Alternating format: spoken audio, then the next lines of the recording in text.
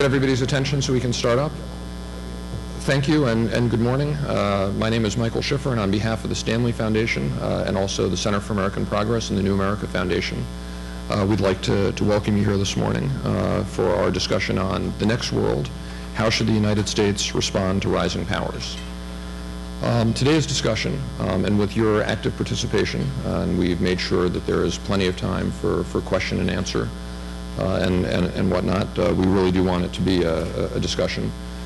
Grows out of a series of conferences, workshops, seminars, and whatnot that our institutions, as well as others, have been having over the past couple of years, all grappling with essentially the same fundamental question. Are we witnessing the creation of a new world, a world of multiple and rising powers?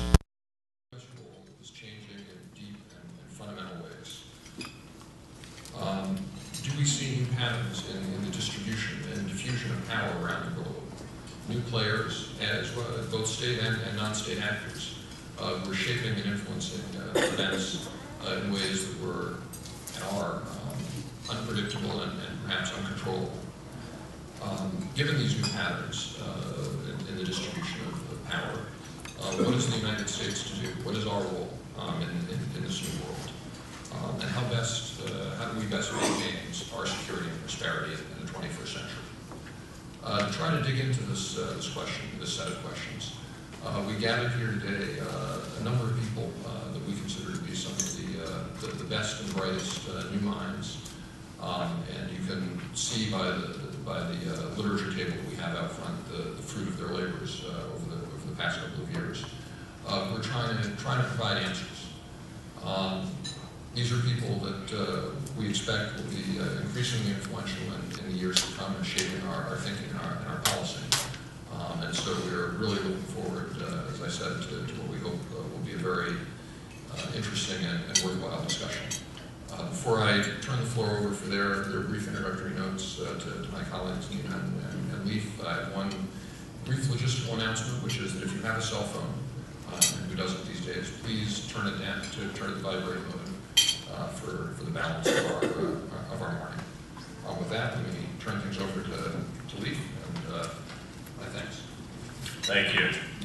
I want to second Michael's remarks and to welcome you all to this conference on the shifting nature of U.S. world leadership and the impact of rising global powers. My name is Leif Hazy. I direct the California program at the New America Foundation, a think tank based in Washington, D.C., which aims to sponsor new thinkers and new ideas in an effort to advance a solutions-oriented agenda to the major problems facing the country in this state. In California, these issues include education, healthcare, climate change, political reform, tax and budget issues, and savings and retirement policy. New America, as in its national program, hosts a number of California-based fellows under the direction of Gregory Rodriguez, who's here with us today. This event is especially timely in California. California is more deeply engaged in the global economy than any other state because of its size, its export industries, its leadership in technology, its relative proximity to Asia, and the active engagement of Governor Schwarzenegger in foreign affairs. We brought together a group of younger experts in foreign policy today. It would be unfair to say they are all in complete agreement, but collectively they're moving beyond the constraints of IR theory and toward a more flexible and pragmatic stance toward American world leadership. We salute their efforts, and I guess I'd note that the Shutters Accord seems to have a nice ring to it.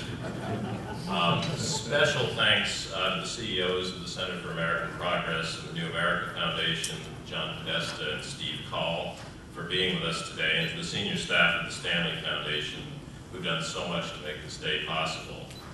Don't forget to make the acquaintance of the bookseller, and enjoy the day. Thank you. Hi, I'm Nina Hachigian. I am the Senior Vice President of the Center for American Progress and the Director of our California program. I want to add my welcome to that of Michael and Leif, and to thank you all for coming today.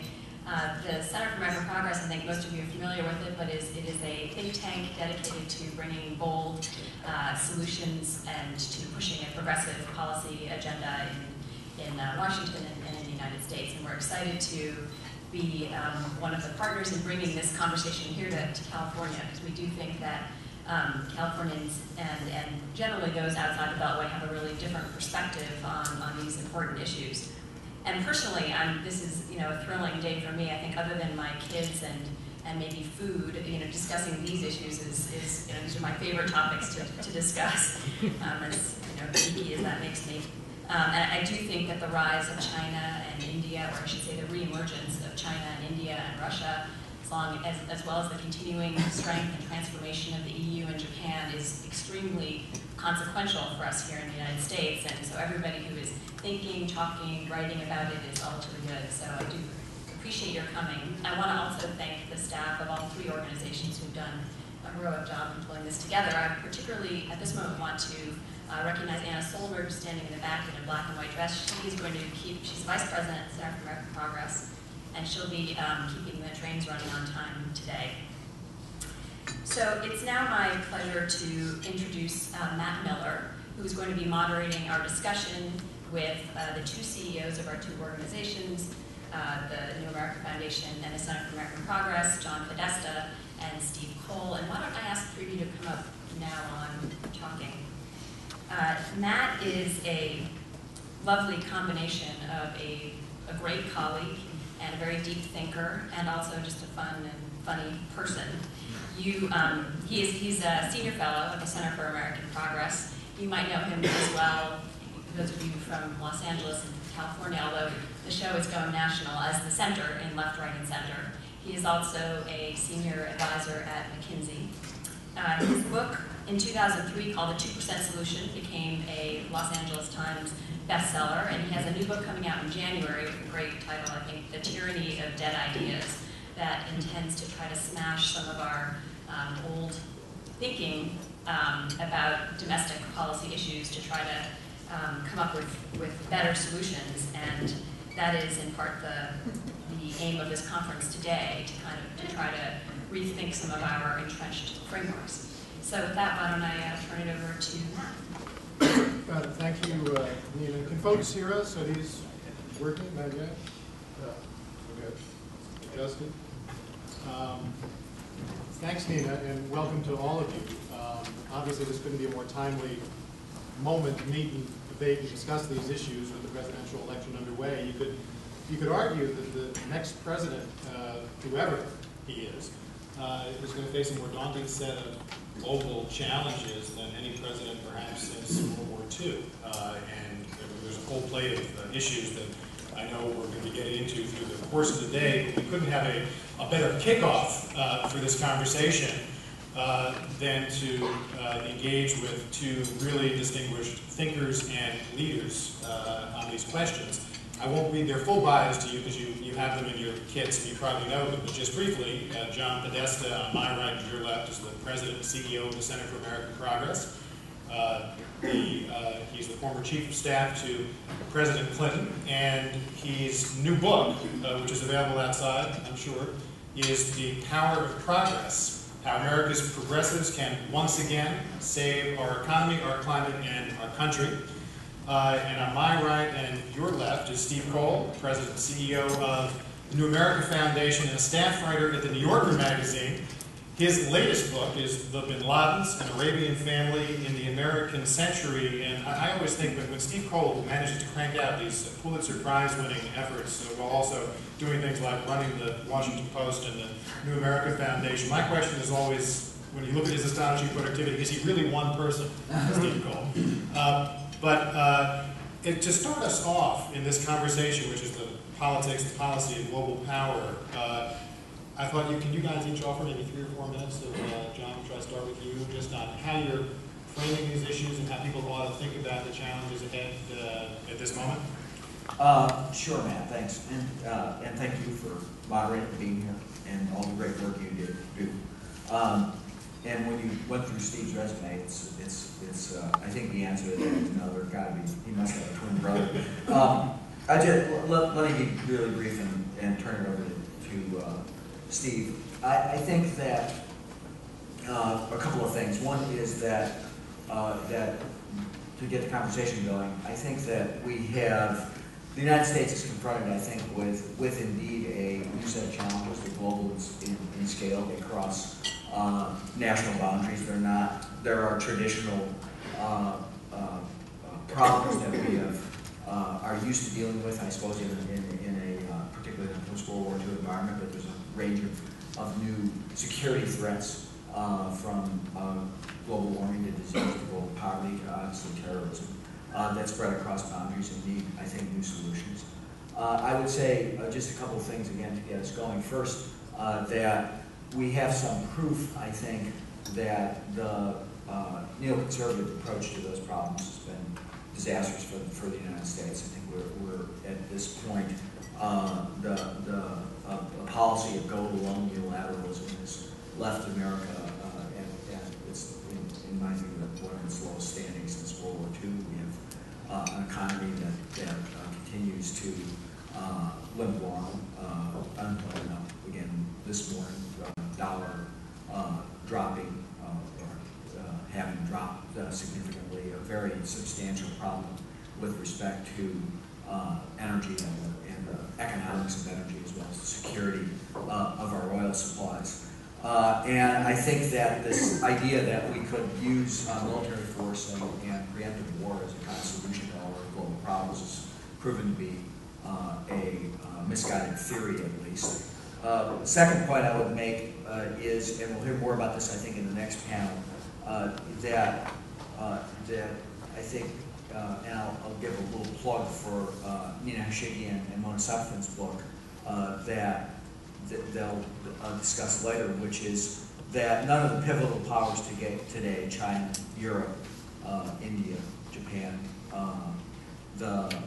and I want to say one word about Russia, being sort of independent, are our head-to-head adversaries in the same context that conceivably the Soviet Union was during the period of the Cold War. They're all seeking greater influence. They all have their own strengths and weaknesses, but they all have a stake in global order, in the world economy, in moving their own kind of societies forward. India, for example, is an ally in the struggle against terrorism. China, I think, while it is, there's a lot of emphasis on China's now contribution to the energy problem, both in terms of their use of natural resources, and particularly oil, and the pollution that's being produced in China. I think they have an interest in moving forward towards a new, more secure energy future, and one that will, we now know more about, for the first time, Beijing air pollution than we do about Los Angeles air pollution. That's definitely a 30-year shift as a result of the Olympics. I think that Europe is now a key player in terms of that energy transformation I talked about in dealing with Iran. I would make the same comment about Japan. Russia's, I think, a little more troubling to me. I think Nina and Mona and I talked about this when they were writing their book. I think that was a year ago. So I think the issue of Georgia it sort of gives light to the question of whether, in fact, they are not operating in a kind of zero-sum world with the United States, that their establishment of power is, I think, viewed to some extent as the weakening of U.S. power. I think we've strengthened their hand to some extent by our inability to have dealt with our own energy crisis and strengthening their role in energy. We haven't really had, I think, a Russian policy for the last several years, and now I think we're kind of scrambling to develop one. So I think that the overall takeaway, I think, from all that is that we've got to manage those relationships, work with them, let those global powers rise in a context in which we're trying to build more cooperative global architecture. I think that that's the critical focus of this conference, which is how do you build those relationships that create the structure that will tie those relationships together in a stronger way. And I think, again, one of the things that we see, I think, particularly across that, again, Russia's maybe an outlier on this, is tackling the energy challenge globally is a way of finding sort of some common ground and common strategies that can deepen our relationships with those countries. Thanks, John. That's a great set of sort of framing thoughts to kick us off. Steve, would you offer similar spirit, kind of your tour of the horizon, as it were? Sure, it's a big horizon, but I'd probably pick up right where John left off with energy as an example of what I think this day promises to be about. To some extent, the conference is making observations about a period of rebalancing ahead in the global distribution of authority, influence, power.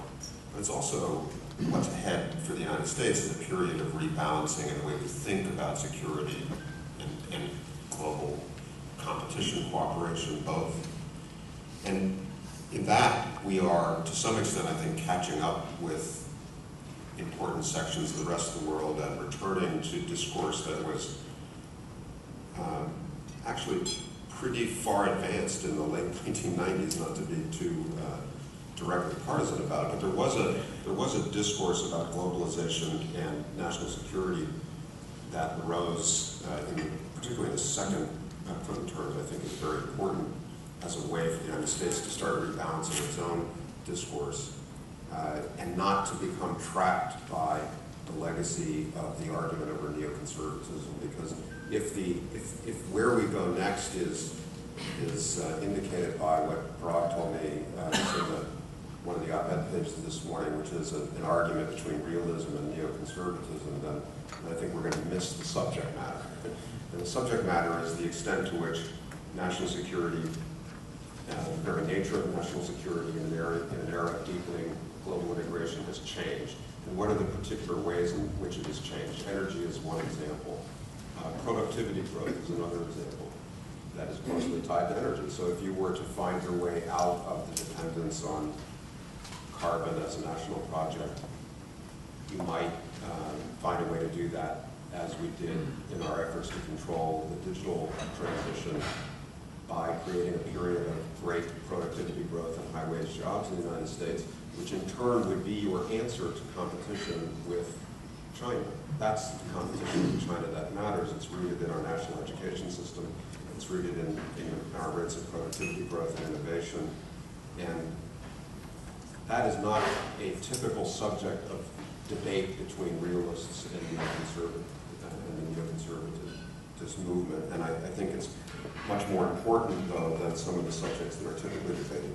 Another area, of course, that's interrelated with energy is climate change and the global environment, disease and epidemic management, and finally, the more familiar problem of the post-9/11 world, the role of non-state violent actors in the global security regime, and how you adjust to that challenge from state institutions that have been built and oriented towards competing with other states. And so that's the heart, I think, of the rebalancing of discourse in the United States.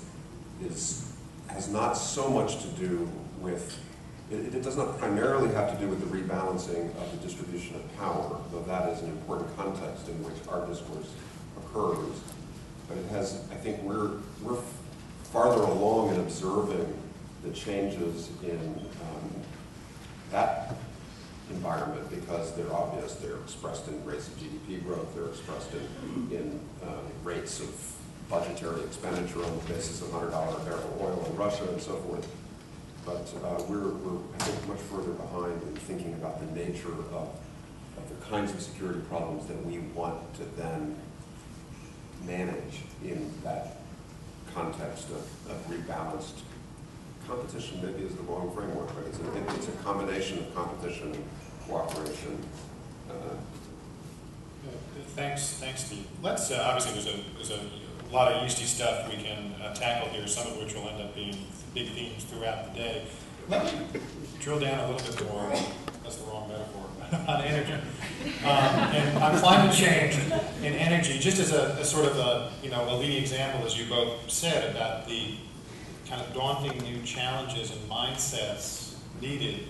Tony Blair said recently that the whole climate change energy package is the toughest problem he's ever seen, because it's the combination of, huge potentially devastating consequences for the planet, incredibly diverse sets of actors who have to be encouraged to act, and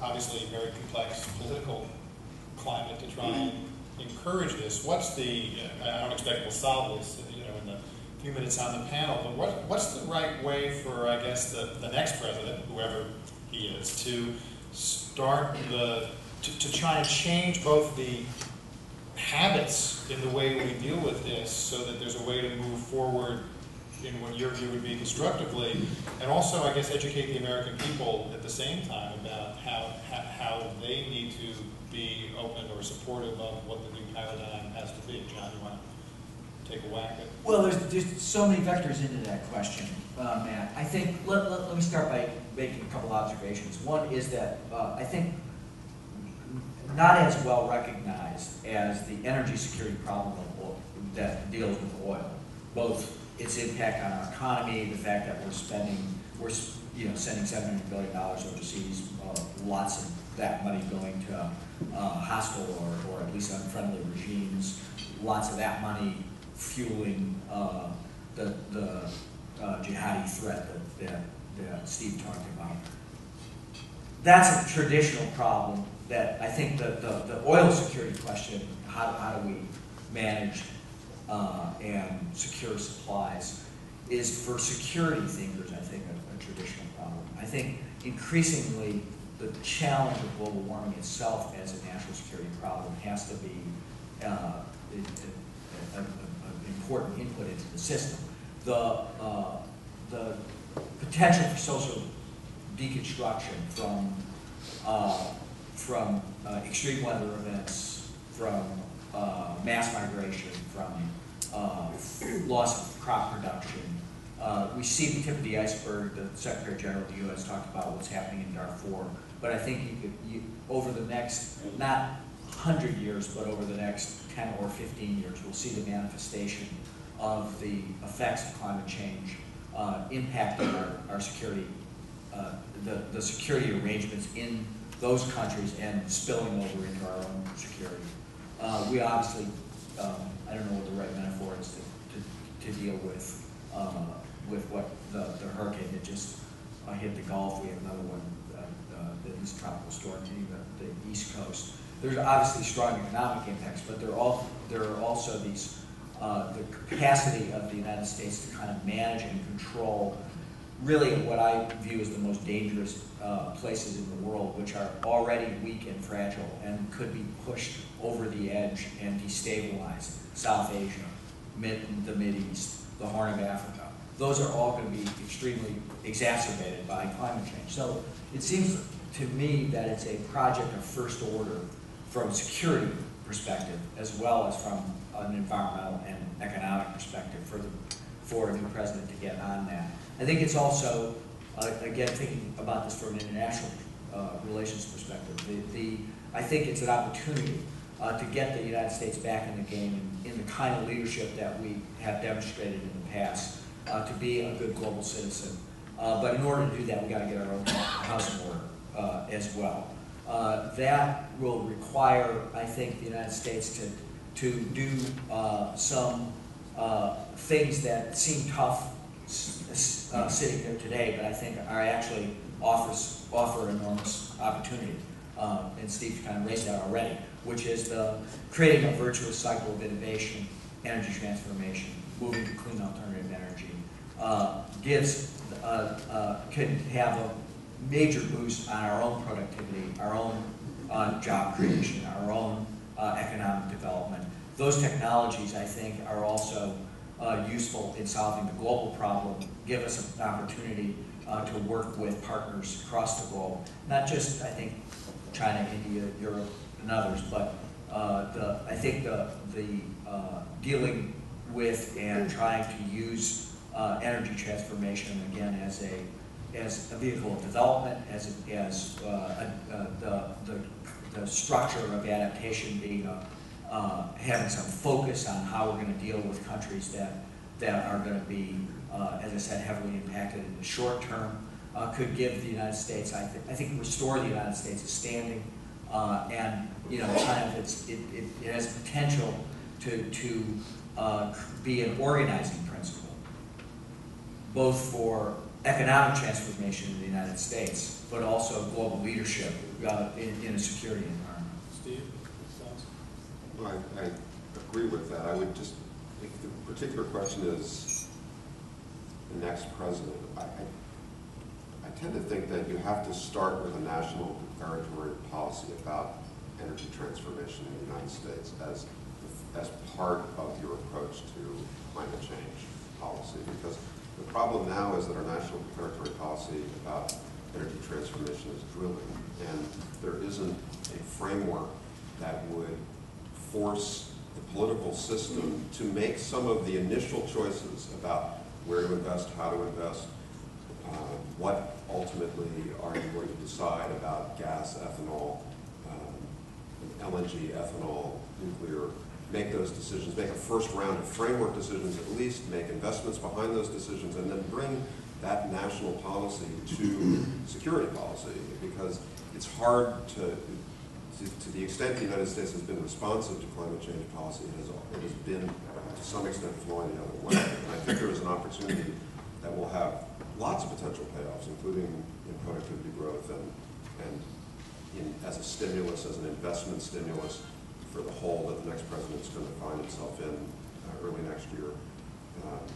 But I think that's where you start. You start with a declaratory policy as specific, ambitious, and transformational as you can make it as a political framework, and then you negotiate forward both at home and abroad from that beginning. Shifting gears a little bit, you guys have both talked in different ways about a new cooperative global architecture as a goal. What's the way to think about the role of all these increasingly powerful non-state actors in the new era that's unfolding? So even as, on one level, we're trying to find ways to integrate in a cooperative way, in ways that address all these cross-national challenges. There are sovereign wealth funds, there are terrorist groups, there are pockets of these increasingly empowered non-state actors who somehow have to be either brought to heel or managed, or what's the right way to think about that plate of challenges, John? But Steve, I'll start. Well, they've been on the scene for a good long while now as sources of influence, and you could, rather than maybe thinking about them as a universal subject, you could sort of break down and talk a little bit about some of the sectors in which their influence is rising and has proved to be particularly confounding.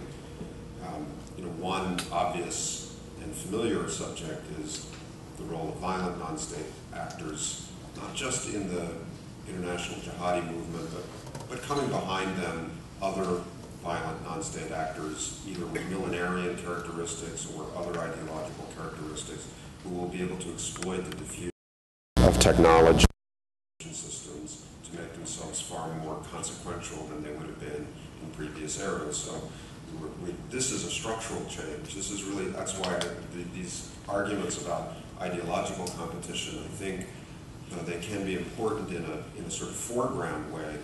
They miss the point. The point is, Mark Stageman, who many of you probably know, is a pretty interesting thinker about the jihadi movement.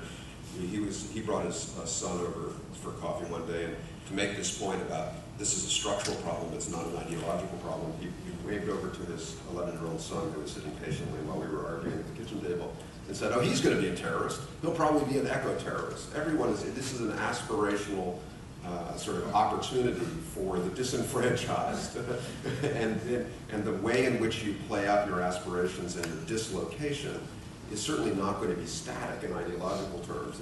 You can't reverse this change. So it is something that states are going to have to get smarter about, and the idea that the only response to this structural change is the strengthening of one's expeditionary forces doesn't really seem very convincing. So that's one area.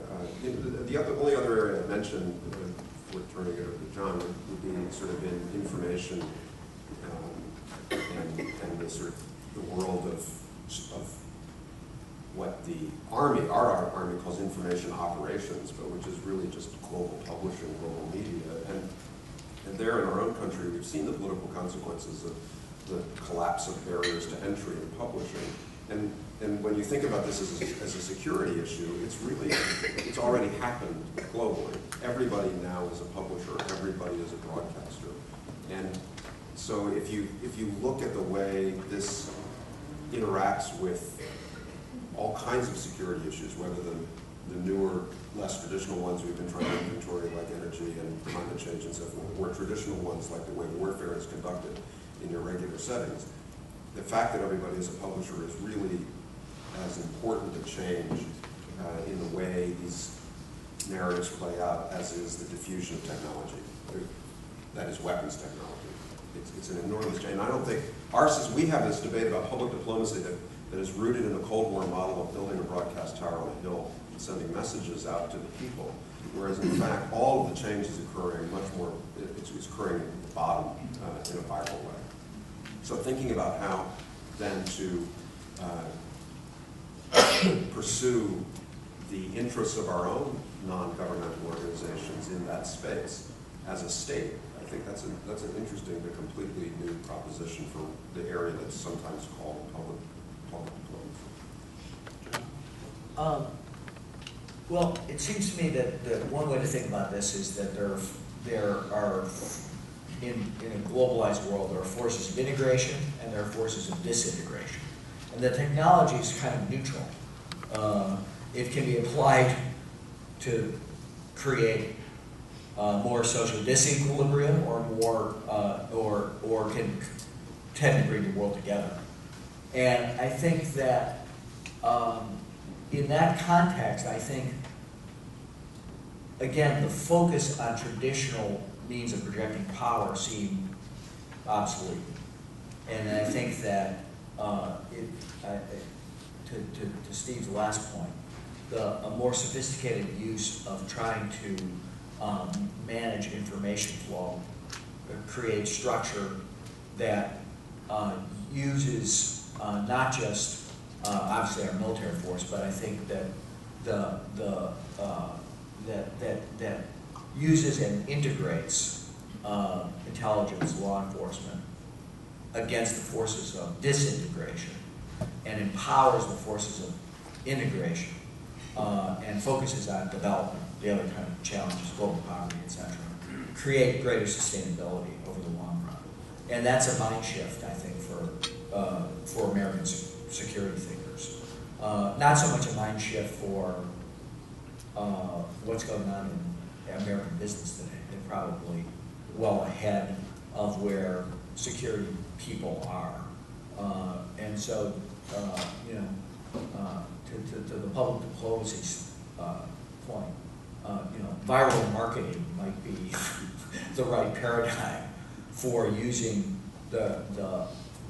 particularly the resources of American NGOs abroad as a means of projecting American values abroad, rather than thinking that that is a problem that is likely to be solved very well by putting a mass man person in the State Department with 7 people and a relatively limited budget. And but that takes a whole shift of mindset, I think, and one that the government needs, I think, to import from other sectors in society, both civil society as well as from the business sector. In a second, I want to go to questions from this group because I know we've got a thoughtful and engaged audience that's going to want to ask questions. So formulate those questions in your mind. Let me ask one more question just to keep it in our conversation for a second. You mentioned Russia, John, and there's people like Bob Kagan are arguing that even as this whole new set of challenges emerges, there's arguably a reversion to the rise of autocracies as a rival form of potentially successful economic development, and the maybe arguably old-style balance of power politics. What's the right way to think about that plate of challenges and arguments as we factor in all this new stuff as well in this complex world? Steve?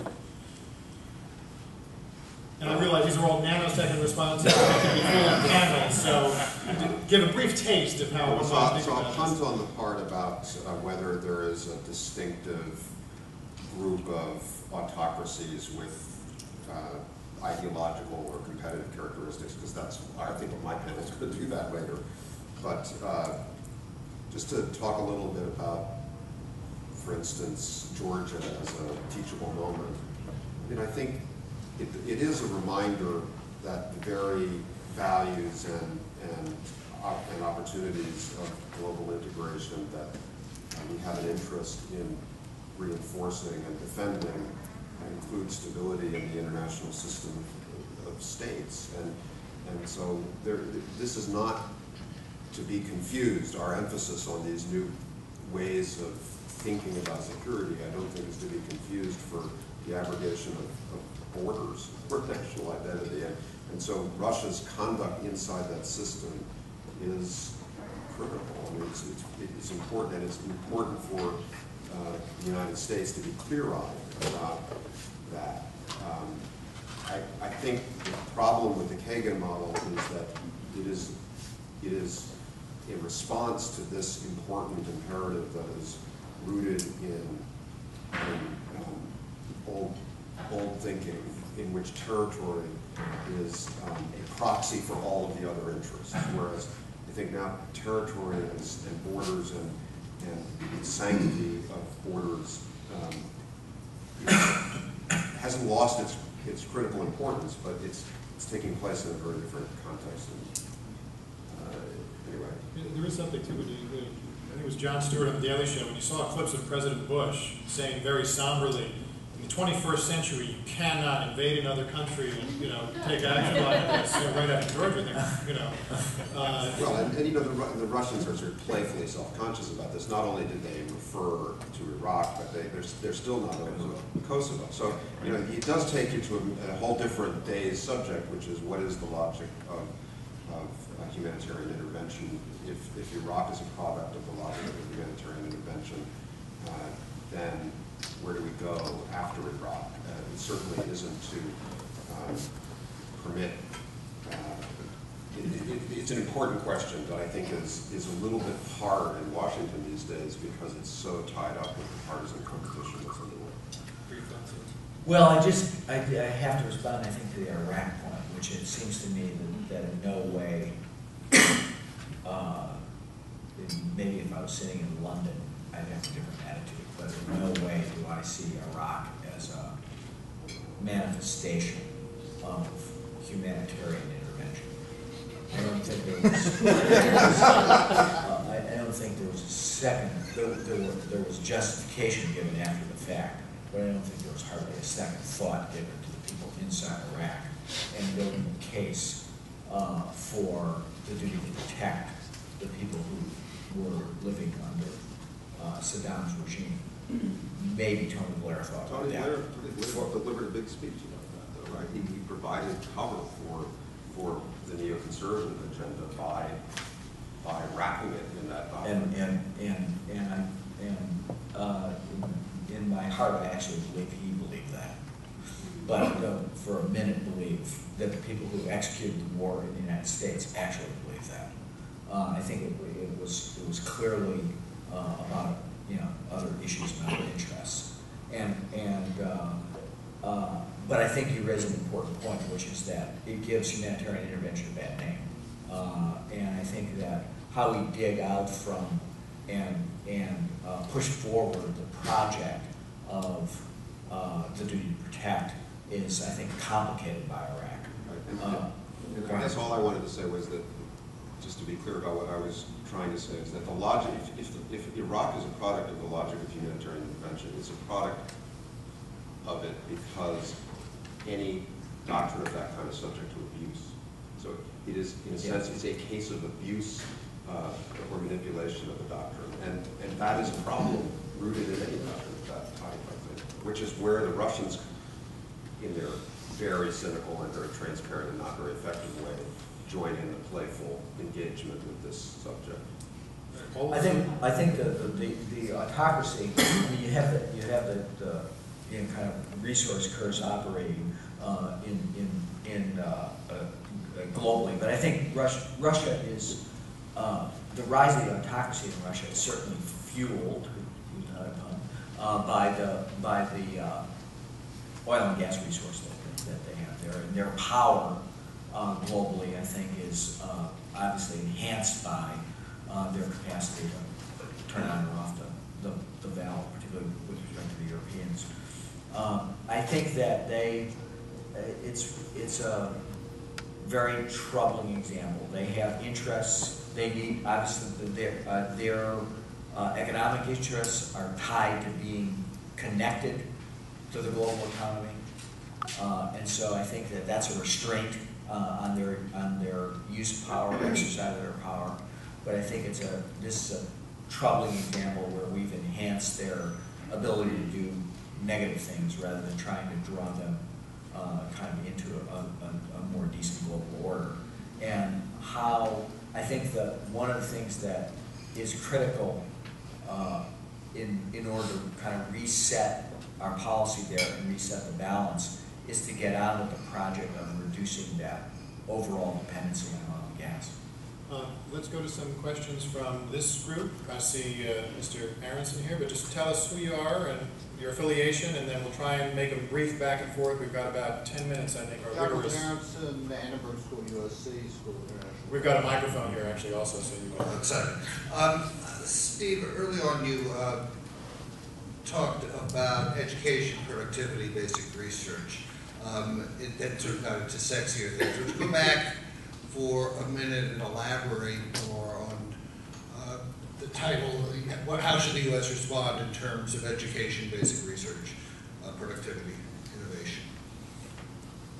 Well, I think if you look out over the next 30 or 40 years and talk about competition with rising China and rising India, their rates of productivity growth and economic growth will transform societies predictably within that period of time. And the United States has to be prepared to, if it wants to hold on to its standards of living in that world and provide the opportunity for American families that they've enjoyed in the post-war period, it's going to have to produce rates of productivity growth that are difficult to imagine currently on the basis of the weakness of our national education system.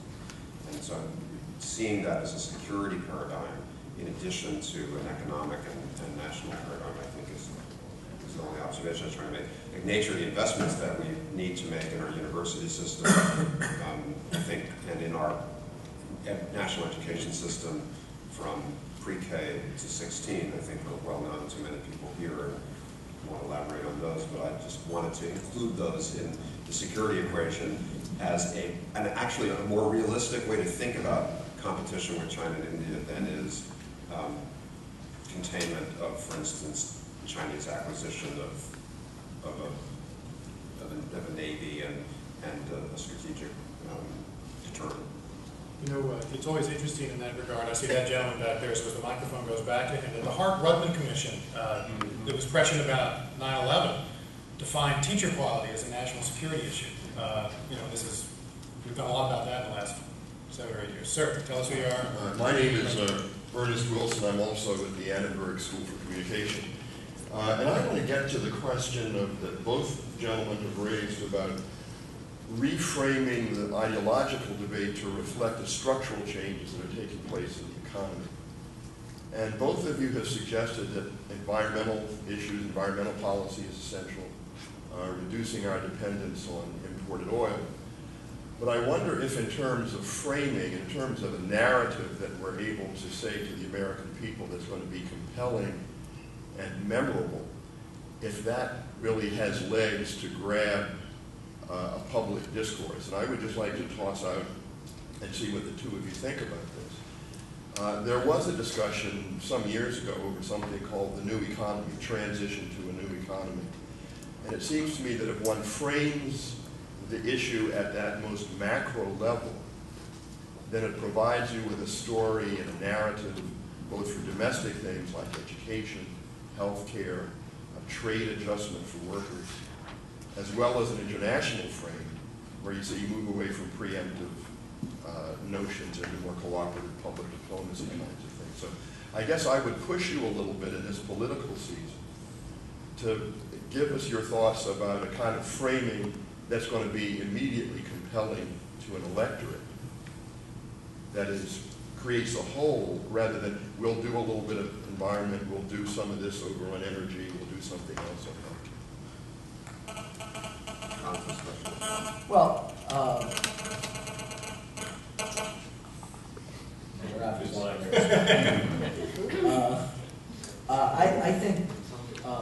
I think there's got to be kind of meat and potatoes there. I think that the transition to the new economy is a kind of meta-narrative, maybe fine, but I think if you're a worker in Ohio, you might not know what that means. And it may sound, the coal industry ran ads during primaries in Ohio that said, do you know what a dream job is? It's not your job. And so I think that I think there has to be actual. I love meta narratives, but I also, in my own view, I think you have to paint a picture for people where we are, what the challenges are, why your life is going in the wrong direction. I left the White House in 2001. Family income's $1,000 lower than it was when I left the White House, meaning family income. Why are we going in the wrong direction, and what are we going to do about it? And it seems to me, in that context, the investment, innovation, job creation in the energy sector is a specific answer that people can relate to, they believe in, that it particularly relates to the oil security problem. And, it's why I think, Boone Pickens is on the Today Show every other morning, because he gets it simple, but he's pointing in a straightforward direction. Get off the oil, get on to clean renewable energy. He has a heavy dose of use the natural gas resource of the United States in it. But it's simple, people understand it, and it relates to them. And I think if we go too high on the meta narrative that ties everything together, I'm talking about as a political matter, I think that people get lost and they think you're just for change, but they don't know what change is. We've got time just for one more question. I want to take at least one woman, sir. I know I saw you, but I don't want to be accused of gender bias in questioning. So, ma'am, tell us who you are. Well, I don't want to be accused of affirmative action. I'm Robin Holding. I have no particular affiliation. I'm here as a concerned citizen. And I wanted to get back to what Mr. Podesta was talking about in terms of integrating Russia into the New World Order. Given the boogeyman that NATO represents, if you're looking at the world from Moscow, I'm wondering whether how you feel about NATO expansion, whether that was a worthwhile goal, and whether NATO, excuse me, is even still relevant as an organization.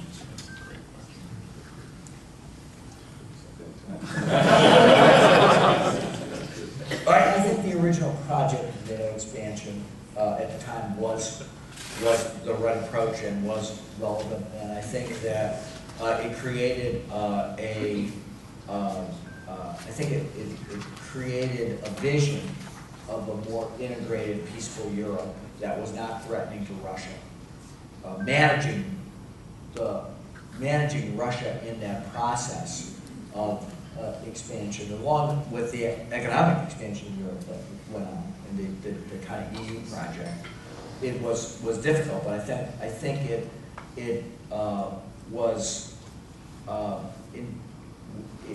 was manageable, and it was the right thing to do, particularly the first round. I think the question now, in a period where we're kind of butting up against the Russian border, is more difficult and more complicated by the missile defense decisions, etc. I still think that ultimately creating a European-wide security arrangement and a expanded security umbrella is a project that needs to continue. But I think it's going to be relatively difficult to manage over the next couple of years. Any brief thought on that, Steve? I just think, yes, I agree that NATO expansion in pursuit of a Europe united, free, and at peace is and was a worthy project. The problem is what's Europe, and the problem that Georgia presents in that equation now is if you say Georgia is not Europe, then what do you say to Ukraine? And ultimately, the unfinished parts of this project, they have a sort of musical chairs quality to some extent, but they also have a question that is inseparable from Russia's relationship with Europe. If Russia sees itself and ultimately acts as a part of an integrated Europe, free and at peace, then the problems of Ukraine and Georgia melt. If Russia decides that it is entering a period over the next 30 years in which it is going to stand outside of Europe and compete with Europe in some sort of traditional sort of 19th century way, then it's going to be much harder. Obviously, this is all grist for a whole day's worth, if not months' worth of discussion. Please join me in thanking our distinguished panelists.